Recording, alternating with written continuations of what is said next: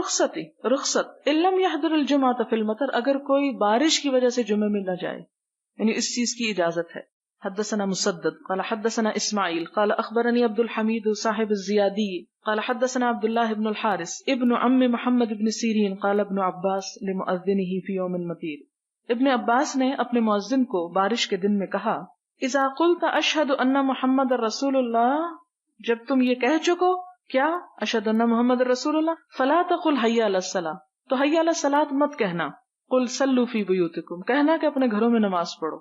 فکأن الناس استنکروا، تو گویا لوگوں نے اس کو ناپسند کیا، تعجب ہوا ان. قال فعلہ من هو خیر منی، تو انہوں نے کہا کہ یہ بات اس شخص نے بھی کی تھی جو مجھ سے زیادہ اچھے تھے.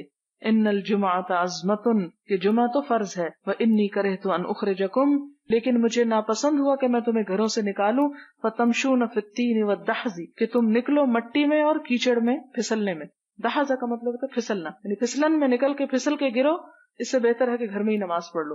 لیکن اگر سڑکیں مٹی کی نہ ہو اور پھسلنے کا ڈر نہ ہو، ویسے ہی بارش ہو رہی ہے اور پکی سڑک ہے، چھتری بھی اویلیبل ہے، تو اس صورت میں گھر نہیں بیٹھنا چاہیے، جمعے کے لیے چلے جانا چاہیے.